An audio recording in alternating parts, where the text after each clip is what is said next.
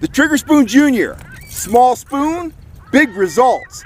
Get on over to fishhuntshoot.com and get yours today, and you'll be yelling fish on tomorrow. Just like that, baby.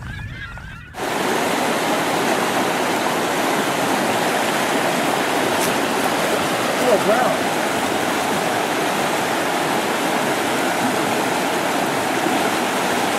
That's a beautiful little brown trout. That's a native trout. We want to get him back in the water, but I want you to see that fish. What a beauty. Look at those spots.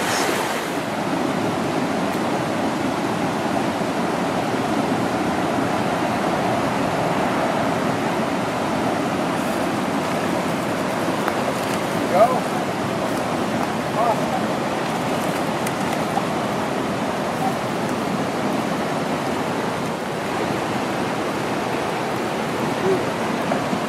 Little planted brookie.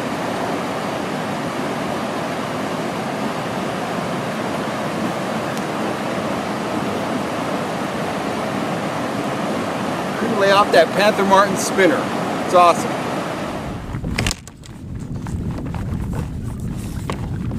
Woo!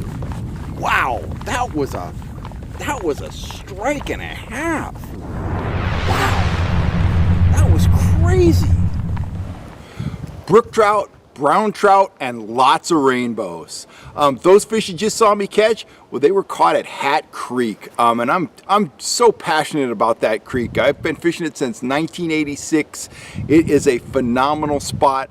Access is outstanding. The trout numbers are through the roof. It's heavily planted. There's plenty of wild fish, and it is just a great place, you know, to go check out. If you haven't been there, I would highly suggest you putting it on your list of places to visit this summer. It's still running high right now, but it's dropping into shape, and guys are already catching lots of fish there. So let's kind of take a look at the stream. I'll kind of explain what the stream's all about, and we'll go from there. So Hat Creek springs to life up in Lassen National Park, actually on the shoulders of Mount Lassen, basically. For the first several miles, it is a small stream. It's home to a lot of small trout, some little brookies, mostly rainbows, and a few tiny browns. But on that upper section, say above the town of Old Station, a big fish is, I don't know, a big fish is probably 11, 12 inches. An average fish is 6 to 7 inches, and you'll get some little guys too. But it is a fun stream to catch and release, fish with a fly, pinch the barb down. You can go in there and catch 30 or 40 fish a day, take in some awesome, you know, scenery, volcano country at its best. That's a lot of fun. My favorite stretch of the stream is from about the town of Old Station down to a place known as the Bridge Campground. That's several miles long. In that section, the river is growing. It's big and deep and fast flowing. For a long time, it was very brushy. And that really kind of, while there was a lot of fishing pressure, there were a lot of spots that you couldn't fish. So it was home to some very large native browns. Those fish are still there, but there was a forest fire a few years ago, and access is much better. So I'm sure some of those big wild browns have been caught, but there's still plenty of them in there. The river is heavily planted with brook trout and rainbow trout, and there's, you know, there's plenty of pan-sized browns too. I believe those aren't planted though. That's a natural, you know, population. And I keep kind of vacillating between calling it a creek and calling it a river. Well, in that middle section, it's very river-like. I mean, there's holes that are 10, 12 feet deep. There's white water, there's boulders, there's gorges flowing with white water. So it's called a creek, but it's a lot like a river. So anyhow, as I said, there's access all along that stretch. It runs right aside of Highway 89, and everywhere there's a bridge, the DFW and the PG&E, well, they plant it heavily. The Bridge Campground is very heavily planted, and most of the other bridges are planted as well. And those fish, some of them hang out at the bridge, and that's where you get your big, you know, attraction of people, but they do spread out as well. So most of that stream, if you're willing to hike, you're gonna find excellent fishing the whole length of it. Now, once you get down past the Bridge Campground, the river goes into some private property for a distance. and it pops back out near a little community called Castle. When it comes out at Castle, it has totally changed character. It's big, it's wide, it's slow flowing, and the trout they're starting to get really selective. The water's moving slow. There's a lot of fly anglers there. You can catch them on bait, you can catch them on spinners, but that's more fly fishing water. I fished that for years. One of the biggest brown trout I ever hooked was caught in that section, and I gotta tell the story. I'll make it fast. It's evening, I'm with my dad, probably 17 years old. We're fishing little tiny dry flies, mayflies. It's starting to get dark and we're catching fish, and they're challenging to catch. They are not easy to catch, so it's a lot of fun when you hook one, and they're chunky, mostly rainbows, a few browns, you know. So we're walking back and got that shine on the water, and I see a fish rise right by the bank. So I said, "Watch this, Dad." And earlier in the day, my dad had been looking at my net, and it had a hole in it, but we're catching trout that weigh up to maybe 2.5 pounds. So this seemed like an issue, you know. So toss my fly out there. I see it like it was yesterday, a number 18 yellow and white mayfly imitation. It floats a little bit, slurp, the fish takes it. I hook the fish, and immediately all the fly line's gone out of my reel, and I'm into the backing, and this fish he's going absolutely crazy. And I'm playing him. I got 2-pound test tippet on, and I'm playing him and playing him and playing him, and I'm wearing him down, and now it's fully dark, and my dad's got a flashlight, and this is the old school before we had headlamps and stuff. And I'm playing the fish in, and my dad jumps down in the water, and he's got my net, and he's knee deep in the water, and I'm getting glimpses of this fish, and he's huge, and he's yellow, and he's spotted, and he's a big brown with a big hook jaw, and my heart's thumping, and he's dead tired, and my dad reaches down, and he scoops him up, and the net rips. And the fish falls through the net, my line's going through the net, the fish takes off, and he snaps that 2-pound test like it's 2-pound test. I don't know how much that fish weighed, 6-7 pounds, something like that. He was big. I mean, he was 30 inches long. He was a trophy. So anyway, for all I know, he's still swimming around in there. He's pretty old now though. But anyway, that's my Castle story. So once it comes to the bridge at Castle, when you go there, there's a post office and there's a bridge, and there's some kind of building there that I don't even know what it's for, but the water flows through that building, and when it comes out the other side, it's in a kind of a cement-lined canal. And it flows down for maybe a mile. That whole canal offers excellent fishing, whether you're fishing flies, subsurface flies, spinners, spoons, bait. Go right on down that canal. Excellent fishing. It ends up at a pond. The pond is kind of a water holding area. Again, it's heavily fished, heavily stocked, lots of fish in there. And then it goes from the pond through this apparatus that removes weeds from the water, which is a trip. There's always a big pile of weeds there. It goes down a pipe. It generates electricity. There's one more general regulation fishing area down there that's heavily planted. There's always a lot of people there. I don't fish there much, but you can go there and catch a limit most days. And then beyond that, you get into the special regulation fly water. There are monsters in that special regulation section. They are fished for by some of the best fly anglers in the state, in the country, in the world. They are wise fish. They are highly selective, and they are very hard to catch. I fished that section religiously when I was fly fishing a lot until I caught a fish over 5 pounds, and I said, you know what? Quitting one in my head. I caught a 5-pound rainbow. I'm done.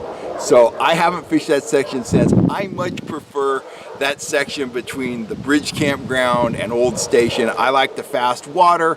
I go down to Castle once in a while in the evening and do some dry fly stuff, but I like that high water. I like catching a lot of fish. I like the action. I like hiking that stream. After this message, I'll be back with my top tips on how to fish the stream and how you can go up there and catch a limited trout.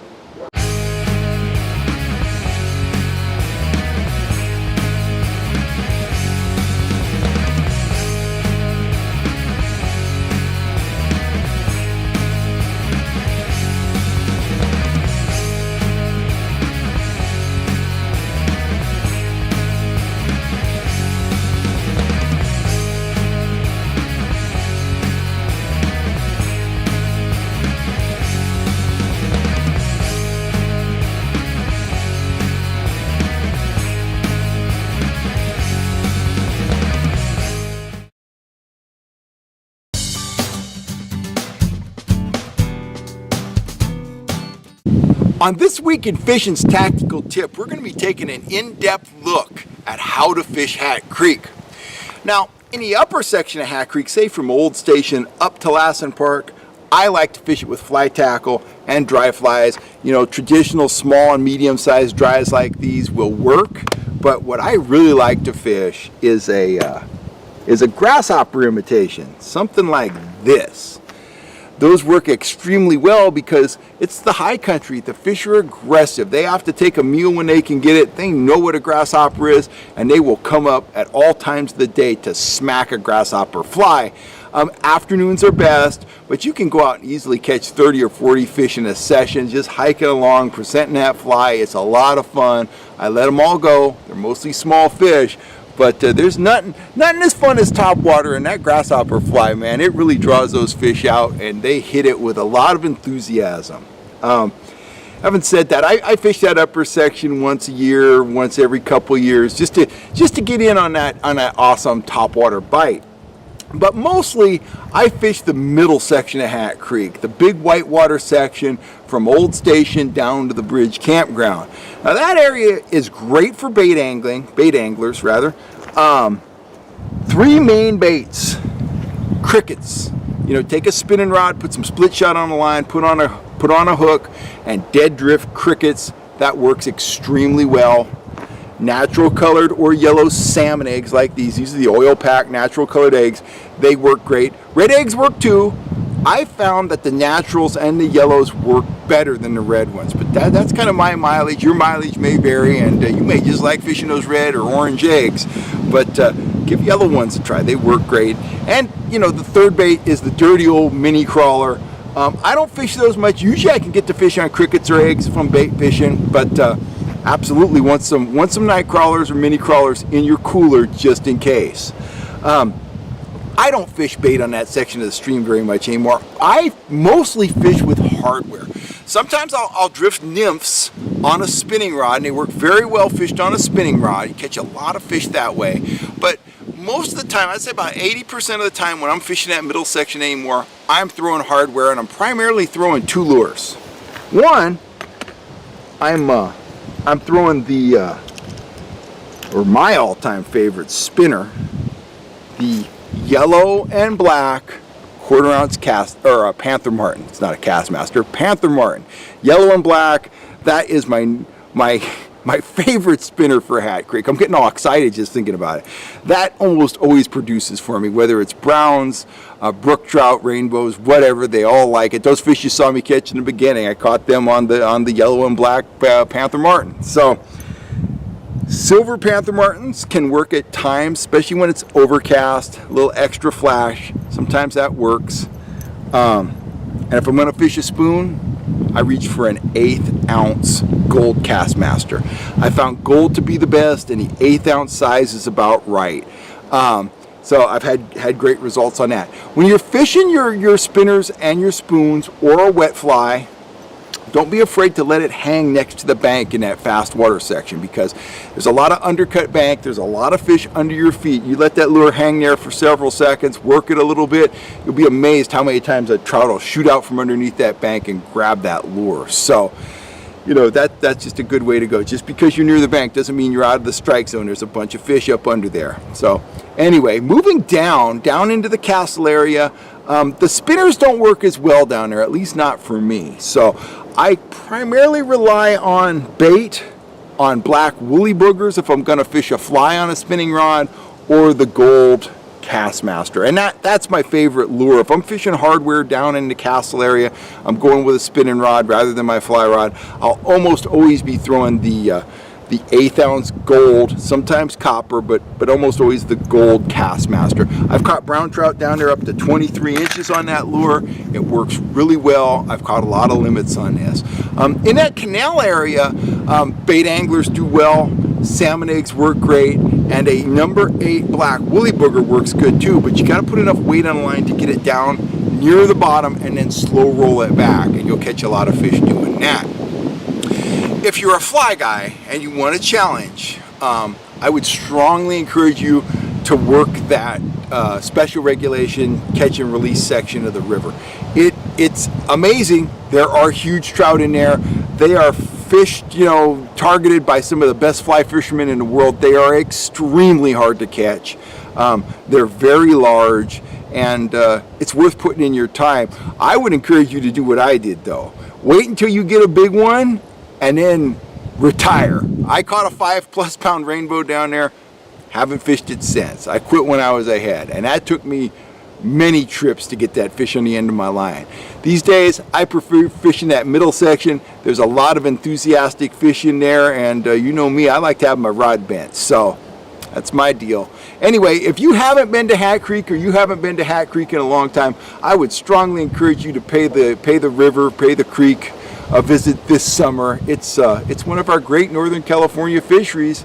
Get out there and get a trout on the end of your line. Don't forget those Castmasters, the Panther Martins, a few wet flies, maybe a light fly rod if you want to check out that upper section, and of course your favorite trout baits. Don't forget the salmon eggs. You never know, some days you gotta use bait, but as I said, most of the time I get them on lures.